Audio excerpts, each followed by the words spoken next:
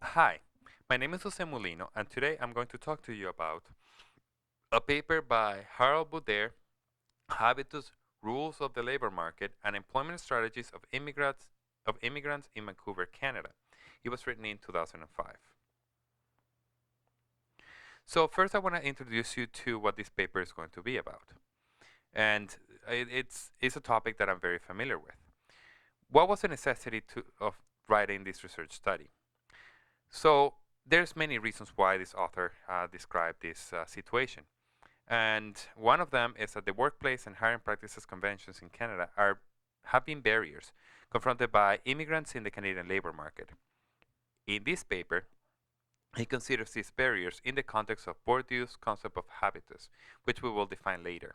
In the empirical research that was presented, the author examines immigrants from two places, mainly South Asia and the former Yugoslavia, in the labor market of Greater Vancouver. What do we already know about this phenomenon that we will be studying? So, mainly the immigrants are often disadvantaged in the labor market of the receiving countries. They typically confront barriers related to human capital deficiencies, non-recognition of their credentials, insufficient language skills, and ethnic and racial discrimination. Cultural practices in the Canadian labor market keep immigrants from reaching their full economic potential. In addition to this, obstacles, practices, and conventions in the Canadian labor market obstruct the economic integration of immigrants, which I have noticed to a certain extent. Now, where are the gaps in the literature? Researchers have recently applied Bourdieu's ideas to the labor market situation of immigrants. However, the gap in the literature is the lack of empirical research on the role of habitus in linking labor market circumstances, cultural practices, and employment strategies of immigrants. The empirical analysis examines two main questions. First, how do Canadian labor market rules and workplace conventions constrain or enable immigrant groups to integrate into the Canadian labor market? Now, second, how do immigrants respond to the labor market constraints and opportunities they encounter?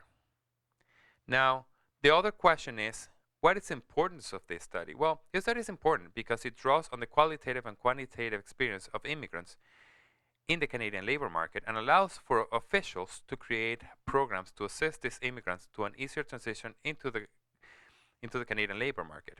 It is important to understand also that when this study is being performed and when people are being interviewed, there's a wider understanding and information can be built upon this situation to understand why is it that people who gets to this country has to go through this process of understanding the Canadian labor market, and if they don't, they will have no opportunities. Now, this is what the author wanted to research. Now, what is the theoretical framework? Now, the concept being described in this situation is mainly one, and it's the concept of habitus. Habitus is ingrained habits, skills, and dispositions. It is the way that individuals perceive the social world around them and react to it. These dispositions are usually shared by people with similar backgrounds, such as social class, religion, nationality, ethnicity, education, profession, etc.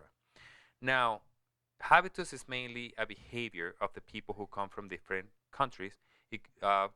For example, people in Canada have a habitus, people in Venezuela have a habitus, people in Europe have a different habitus. So when people from Europe come here, or people from Venezuela come here, or Canadians go abroad to live in Europe, the US, they will encounter different situations. They will encounter different rules and cultures that will sometimes not allow them to succeed in their workplace. Now, even though Canada is a successful country and it's very unlikely or it's not a scene that a Canadian will immigrate as a refugee, for example. It's very unlikely to see a Canadian refugee. We will encounter, however, people who come here that will have to fight through the Canadian labor system to obtain a position. Now, the next question is, what are the origins of habitus? Now, it was first described by Pierre Bourdieu in the 1960s to the 1980s. There were several works that he possessed where he mainly described this situation. Um, Pierre Bourdieu was a French sociologist, anthropologist, philosopher, and public intellectual. Bourdieu's work was primarily concerned with the dynamics of power in society, especially the diverse and subtle ways in which power is transferred and social order is maintained within and across generations. Now, how did the author of the current study apply theory to analyze their results? Extending Bourdieu's idea to the context of Canadian immigrants, it can be argued that immigrants embody a habitus of a foreign place, and that this habitus may not match with the rules of the labor market in Canada. Being unfamiliar with the rules of the Canadian labor market effectively or may even inadvertently communicate to Canadian employers that they are not culturally competent for an advertised job. Now, in this case, Bourdieu is careful to note that the relationship between rules and habitus is not of a necessary. Rather, rules are a strategic ordering principles that benefit those who create and obey them. Now, let's talk about the methods and data analysis that was used in this paper. Now, this is the first time when I see that a paper has used both a quantitative and a qualitative approach to their study, and they also use an empirical analysis to their paper. Now, in the qualitative data was collected from the longitudinal immigration data system, which is also called LIDS, and it was used to describe some of the labor market circumstances of the two groups. Now, being said, South Asians and people from Yugoslavia. This database consists of individual landing records of all immigrants who entered Canada between 1980 and the year 2000. Limited sample to immigrants who last resided in countries in South Asia or the former Yugoslavia who would reside in the Greater Vancouver area. And this is how he based his analysis. Only these people were allowed to be considered in this paper. However, in the beginning, in the introduction, he considers several other situations, but it's not mainly what he focused on. A qualitative analysis was used to build upon into the quantitative analysis, and it consisted of personal interviews with local experts on the immigrant communities of South Asians and former Yugoslavians in Greater Vancouver. Now, what methods were being employed? Well, the interview sample included 20 respondents who service or employ members of the South Asian immigrant community, 15 respondents who deal with immigrants from the former Yugoslavia, and 4 respondents who work for organizations that target both groups. Now, in the case of the quantitative data, a chi-square test, goodness of fit test, was utilized. And the analysis of the data post-data generation. How did the author analyze this data? Well, the author analyzed the quantitative data, as I said, with the chi-square goodness of fit test by comparing the observed and expected frequencies between immigrants from the former Yugoslavia and South Asia in each of the 5 immigrant classes. In the qualitative interview data was analyzed by following a grounded theory approach, which is, as it was described in by the internet, by grounded theory, which is a methodology that seeks to construct theory about issues of importance in people. And this was done by Strauss in 1967 and in 1998. It does this through a process of data collection that is often described as inductive in nature, in that the research has not preconceived ideas to prove or disprove.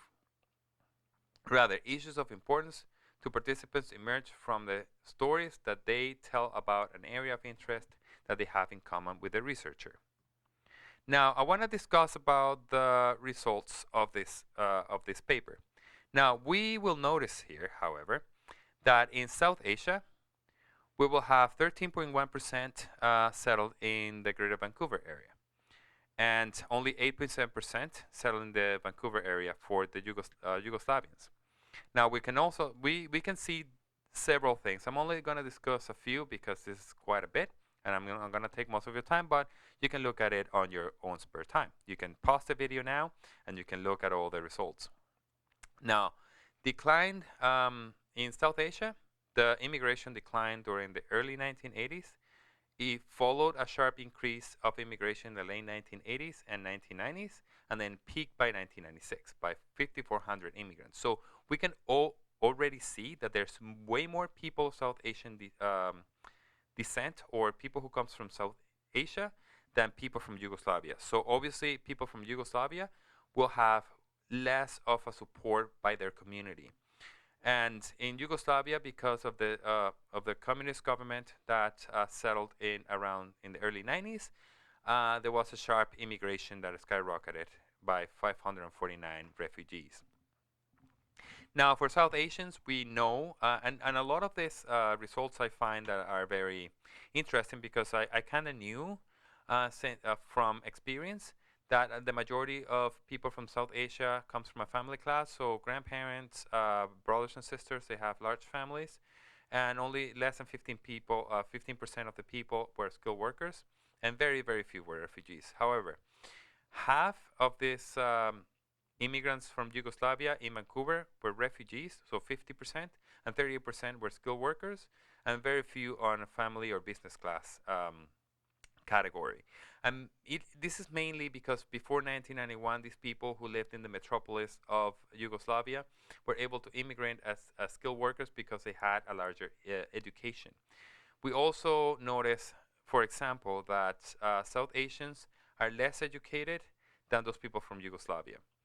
We also notice that South Asians did not identify their preference for employment or self-employment because they come from a family class, rather than the Yugoslavians are more likely to declare that they intend to work as wage workers in the family class and refugees.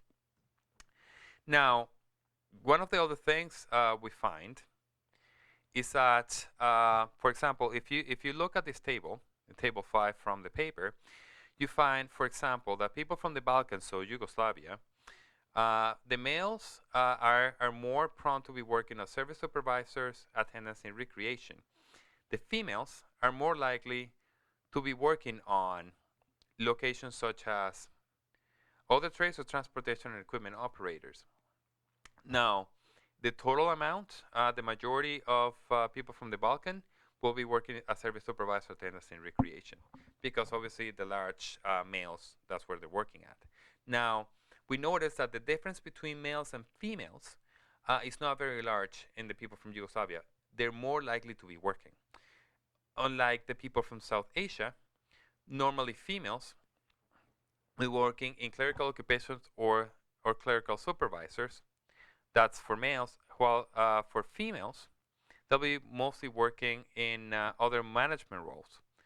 And secondly, they could be working in clerical occupations, same as the males. Now, there is a huge gap between males and females, as I had mentioned before.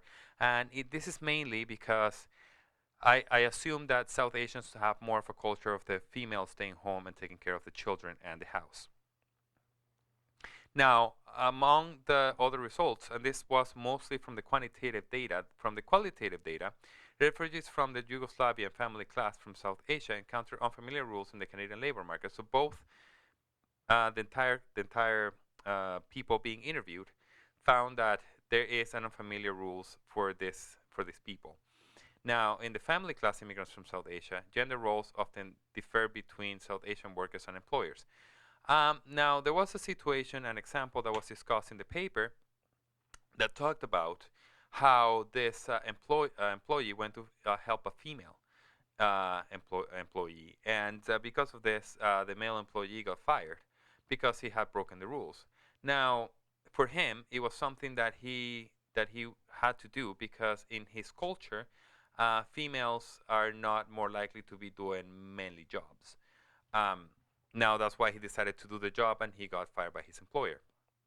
Now, there was 3 waves of immigrants that went through Vancouver. The first wave, in the case of Yugoslavians, the first wave was generally being successful in the Vancouver labor market. And the second wave consisted of refugees from former Yugoslavia who fled to civil war. And then the third and the smallest wave are refugees from former Yugoslavia, whose labor market situation is similar to immigrants of the second wave. And also, immigrants in the skilled worker class tend to be more committed to working in Canada, family class immigrant and refugees. Now, the other thing was that most refugees come from remote areas in the former Yugoslavia, while skilled workers, which is the skilled workers category for immigration, basically come from cosmopolitan cities, as I had mentioned before. 38% of the former Yugoslavian, 15% of South Asians are skilled workers who rarely use job finding clubs such as refugees family class, and this is where the the employment services for these people rarely see this type of these other people looking for assistance. Family class immigrants from South Asia, for example, use the mobilization of ethnicity-based networks, which we call the taxi driver effect. This is where we see most of the South Asians being taxi drivers, and it's mainly because most of the high proportion of South Asians are in the taxi business, and it's basically because of this network that forms. Now, the other thing is that relatively few immigrants from the former Yugoslavia find jobs through ethnic and social networks because their community is smaller. Now, how the expectations of the author align with the findings? Well, the author was able to answer the two main questions. The author explained the case of the two main groups, both South Asian and former Yugoslavia, and how for South Asians, the gender roles and the job networks were a main source of employment opportunities, while for former Yugoslavians, education and training are a main source of employment, but still do not reach success due to a lack of knowledge in the Canadian labor market rules. Now, what are the implications of the results? Well, the author found evidence that the unfamiliarity with the results of the Canadian labor market is an important employment barrier for newcomers, as I had mentioned before. This barrier is highly contingent on place of origin and immigrant class. Bourdieu's concept of habitus provided a useful framework for understanding these cultural processes that deny some immigrant workers access to the full spectrum of labor market opportunities. Immigration classes, for example, differentiate between immigrants who are likely to succeed in the Canadian labor market and immigrants who fulfill Canada's international commitments and obligations to families who settled in Canada at an earlier time. This differentiation also tends to separate immigrants who can culturally navigate the Canadian labor market from immigrants who lack this ability. In response to constrained opportunities in the labor market, family class immigrants from South Asia and refugees from the former Yugoslavia tend to pursue different employment strategies. These strategies can again be linked to differences in habitus between the two origin groups. Now, in the critical thinking, and this is mainly what I think about the strengths of the article. Now, what do I think this article is strong about? Is the article utilizes both a quantitative and qualitative approach into the issues of two main immigrant groups. It addresses a common concern for many immigrants who come to Canada seeking better opportunities. Now, what do I feel is the weakness of this article? Well, this paper does not speak for other immigrant groups, such as Latinos, Western Europeans, Middle Easterns, etc. Now, what do I believe that should have been done is that in the literature, just review what other authors wrote about in the Greater Vancouver or the areas in Canada about what happens to these other groups, because maybe these racialized groups like Chinese people or Middle Easterns or Latinos are less or more um, um, will find it more difficult to find employment because of discrimination, and this is something that can be discussed in another paper. Now, the analysis of this paper is very strong. I believe that using both qualitative and quantitative approach generates more results than just one alone. However, I would have made a greater interview pool, and I would have analyzed interviews with the software for word patterns. This is what other authors have been doing in social studies that I have found. Now, I asked several questions. Now, the first question that I want to discuss is state four differences among places of origin as found in the quantitative results. And now I will give you 2 seconds to think about your answer.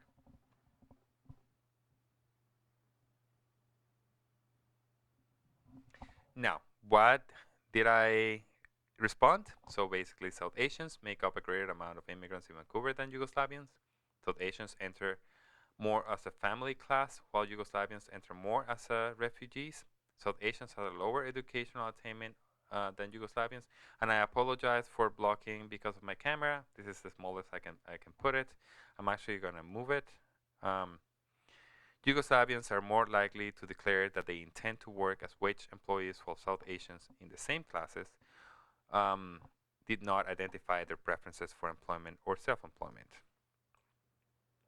Now, the second question is state two differences among men and women in South Asian or Yugoslavian communities. I'll give you 2 seconds to think about that answer.